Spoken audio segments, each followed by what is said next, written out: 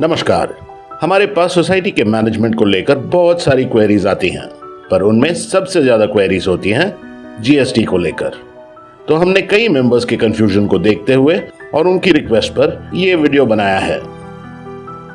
तो आइए देखते हैं कि ये सब क्या कंफ्यूजन है।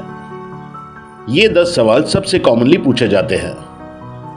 क्या मेरी हाउसिंग सोसाइटी जीएसटी रजिस्ट्रेशन और जीएसटी चार्ज करने के लिए एलिजिबल है और कौन से कंडीशंस जीएसटी की एलिजिबिलिटी डिसाइड करते हैं? सोसाइटी का टर्नओवर कैसे कैलकुलेट किया जाता है? मेंटेनेंस बिल के कौन से कंपोनेंट्स इंक्लूड किए जाते हैं जीएसटी एलिजिबिलिटी कैलकुलेट करने के लिए और मेंटेनेंस बिल के कौन से कंपोनेंट्स पर जीएसटी चार्ज करना चाहिए? अगर हम जीएसटी एलिजिबिलिटी लिमिट के नीचे हैं तो क्या फिर भी जीएसटी का रजिस्ट्रेशन लेना जरूरी है? मेंटेनेंस बिल में जीएसटी का रेट क्या होना चाहिए? क्या सोसाइटी इनपुट टैक्स क्रेडिट यानी आईटीसी का बेनिफिट ले सकती है? रिवर्स चार्ज मैकेनिज्म कहां एप्लीकेबल होता है? क्या एक सोसाइटी कॉम्पोजिशन स्कीम के लिए एलिजिबल होती है? अगर सोसाइटी जीएसटी के लिए एलिजिबल हो जाती है तो उसके बाद कौन से प्रोसीजर्स और कंप्लायंसेस फॉलो करने पड़ते हैं? क्या हमें जीएसटी कंप्लायंस को सीरियसली लेना चाहिए? तो आइए अब एक एक करके सारे कंफ्यूजन को दूर करते हैं। सबसे पहले जीएसटी के चार्जेबिलिटी और रजिस्ट्रेशन के एलिजिबिलिटी को लेकर यह सबसे इंपॉर्टेंट और नोट करने वाला पॉइंट है। जीएसटी रजिस्ट्रेशन और चार्जेबिलिटी के एलिजिबिलिटी के लिए हाउसिंग सोसाइटी को 2 कंडीशंस फुलफिल करने होते हैं। एक, हाउसिंग सोसाइटी का एनुअल टर्नओवर 20 लाख से ज्यादा होना चाहिए और 2, मेंबर्स के मंथली मेंटेनेंस बिल के टैक्सेबल कंपोनेंट्स का टोटल पर मेंबर ₹7,500 से ज्यादा होना चाहिए। ये नोट किया जाए कि जब ये दोनों कंडीशंस फुलफिल होंगे तो ही सोसाइटी को जीएसटी रजिस्ट्रेशन करना, चार्ज करना, कलेक्ट करना और रिटर्न्स फाइल करना मैंडेटरी होगा। अगर इनमें से सिर्फ एक कंडीशन फुलफिल होता है तो जीएसटी रजिस्ट्रेशन जरूरी नहीं है। यहां से अगले सवाल शुरू होते हैं। सोसाइटी का टर्नओवर कैसे कैलकुलेट किया जाता है? कोऑपरेटिव सोसाइटी का एग्रीगेट टर्नओवर मतलब एक फाइनेंशियल ईयर में जो टोटल पैसा कलेक्ट किया गया हो, यानी कि टोटल रिसीट्स। इसमें सोसाइटी के मेंटेनेंस चार्जेस, इन्वेस्टमेंट्स जैसे फिक्स्ड डिपॉजिट्स पर इंटरेस्ट, मेंबर से शेयर ट्रांसफर फीस और दूसरे इनकम रिसीट्स जैसे advertisement board, mobile towers, common area का रेंट और ऐसे आइटम्स इंक्लूड होते हैं। इन शॉर्ट, सोसाइटी के पास फाइनेंशियल ईयर में जितना भी पैसा इनकम के रूप में आता है वो टर्नओवर कैलकुलेट करने के लिए इंक्लूड होता है। लेकिन ध्यान रहे, रिफंडेबल डिपॉजिट्स इसमें इंक्लूड नहीं होंगे। अगला सवाल कि मेंटेनेंस बिल के कौन से कंपोनेंट्स जीएसटी की एलिजिबिलिटी और जीएसटी चार्ज करने के लिए इंक्लूड होंगे। यहां हम देखेंगे टैक्सेबल और नॉन टैक्सेबल कंपोनेंट्स। नोट किया जाए कि सिर्फ टैक्सेबल कंपोनेंट्स ही 7,500 की लिमिट कैलकुलेट करने के लिए इंक्लूड किए जाएंगे, जिससे सोसाइटी की जीएसटी की एलिजिबिलिटी भी डिसाइड होती है। इसमें नॉन टैक्सेबल कंपोनेंट्स इंक्लूड नहीं होंगे। जो सोसाइटीज एलिजिबल हैं, जीएसटी सिर्फ टैक्सेबल कंपोनेंट्स पर ही चार्ज की जाएगी और नॉन टैक्सेबल कंपोनेंट्स पर चार्ज नहीं किया जाएगा। नॉन टैक्सेबल कंपोनेंट्स, कुछ कंपोनेंट्स में सोसाइटी सिर्फ एजेंट के रूप में काम करती है, मतलब पैसा कलेक्ट करके डायरेक्टली रिलेटेड गवर्नमेंट बॉडी को दे देती है।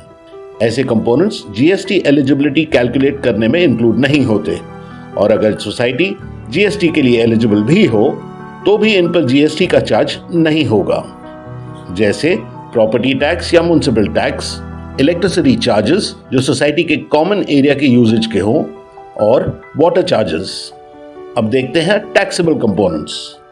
इसमें यह लॉजिक अप्लाई किया है कि ये चार्जेस सोसाइटी अपने मेंबर्स को सर्विसेज प्रोवाइड करने के लिए चार्ज करती है, चाहे वो मंथली बेसिस पर हो या सरप्लस कलेक्शन बेसिस पर हो।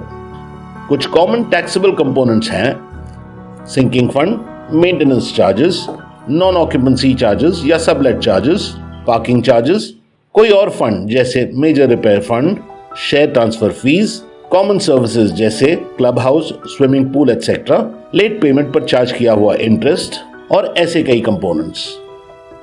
आपका अगला सवाल, अगर हम जीएसटी एलिजिबिलिटी लिमिट के नीचे हैं तो क्या फिर भी जीएसटी रजिस्ट्रेशन लेना जरूरी है? तो देखिए, जब तक पहले बताए गए 2 कंडीशंस अप्लाई ना हो, सोसाइटी के लिए जीएसटी रजिस्ट्रेशन कंपलसरी नहीं है। सोसाइटी फिर भी जीएसटी रजिस्ट्रेशन ले सकती है, लेकिन ये याद रहे, रजिस्ट्रेशन लेने के बाद जीएसटी कंप्लायंसेस फॉलो करना और रेगुलर जीएसटी रिटर्न्स फाइल करना मैंडेटरी हो जाता है, जीएसटी ट्रांजैक्शंस चाहे हो या नहीं हो। इससे सोसाइटी पर ऑपरेशनल और कंप्लायंस का बर्डन बढ़ जाता है। और एक बार रिपीट करते हैं, जब तक कि दोनों कंडीशंस अप्लाई ना हो, सोसाइटी के लिए जीएसटी रजिस्ट्रेशन मैंडेटरी नहीं है। अगला सवाल, मेंटेनेंस बिल में जीएसटी किस रेट से चार्ज किया जाएगा?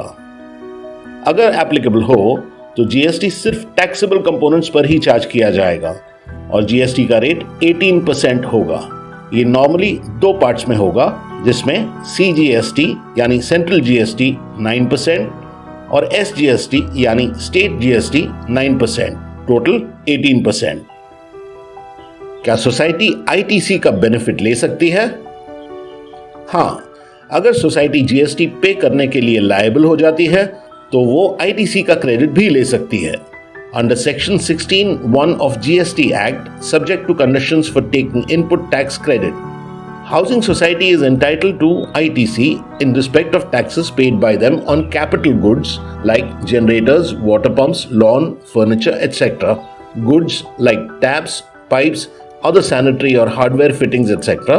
And input services such as repair and maintenance services like lift AMC, housekeeping, security, fire AMC, repairs and maintenance, contract staff, accounting and auditing services, and other such services. Reverse charge mechanism कहां applicable होता है?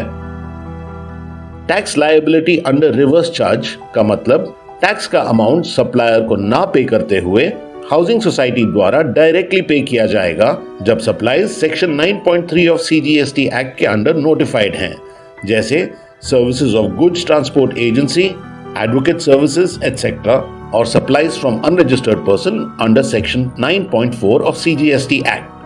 Society RCM के under जो tax pay करेगी उस पर ITC भी claim कर सकती है। क्या एक सोसाइटी कॉम्पोजिशन स्कीम के लिए एलिजिबल है? नहीं, हाउसिंग सोसाइटी कॉम्पोजिशन स्कीम के लिए एलिजिबल नहीं होती। अगर सोसाइटी जीएसटी के लिए एलिजिबल हो जाती है तो उसके बाद कौन से प्रोसीजर्स और कंप्लायंसेस फॉलो करने पड़ते हैं? 1. जीएसटी रजिस्ट्रेशन, यानी सोसाइटी को जीएसटी का रजिस्ट्रेशन करवाना होगा। 2. इनवॉइसेस या मेंटेनेंस बिल्स, सोसाइटी को मंथली मेंटेनेंस बिल के फॉर्मेट में चेंज करना होगा। सोसाइटी को GSTN number, taxable and non taxable components का बाइफिकेशन और टैक्स का अमाउंट भी बिल्स में मेंशन करना होगा। 3. मंथली जीएसटी रिटर्न्स फाइल करना, जिसमें रिटर्न्स होंगे GSTR 1, GSTR 2 and GSTR 3। 4. GST returns के ड्यू डेट्स होंगे जीएसटीआर 1 के लिए 13th of every month, GSTR 2 के लिए 15th ऑफ एवरी मंथ और जीएसटीआर 3 के लिए 20th to 24th of every month. ये कहीं कहीं स्टेट टू स्टेट डिफर हो सकता है। 5. बुक्स ऑफ अकाउंट्स, सोसाइटी को proper books of accounts prepare and maintain करने होंगे और जरूरत पड़ने पर ऑडिट भी करवाना होगा और proper records of supply and expenses maintain करने होंगे और ऐसे रिकॉर्ड्स को कम से कम 72 मंथ्स के लिए प्रिजर्व करना होगा। क्या हमें जीएसटी कंप्लायंस को सीरियसली लेना चाहिए? अरे भाई, ये भी कोई पूछने वाली बात है? A nation is built on taxes. ये हम सब सिटीजन्स की मॉरल रिस्पॉन्सिबिलिटी है और इनफैक्ट ये एक लीगल रिस्पॉन्सिबिलिटी भी है। कंप्लायंसेस को कभी भी इग्नोर नहीं करना चाहिए। इससे फ्यूचर में स्क्रूटनी और प्रॉब्लम्स हो सकते हैं और ऐसे में किसी भी लैप्सेस और पेनल्टीज के लिए सोसाइटी और उसके ऑफिस बेयरर्स को अकाउंटेबल ठहराया जाएगा। हम उम्मीद करते हैं कि इस वीडियो से आपके सारे डाउट्स क्लियर हो गए होंगे। Disclaimer: The information given in this video is purely for general guidance and educational purposes. The information provided can be outdated or inaccurate. Kindly consult with a qualified GST expert or practitioner or chartered accountant before making any decisions. We are not liable for any actions of anyone whatsoever taken on the basis of the information provided herein. Habitat Society Services से जुड़ने के लिए धन्यवाद।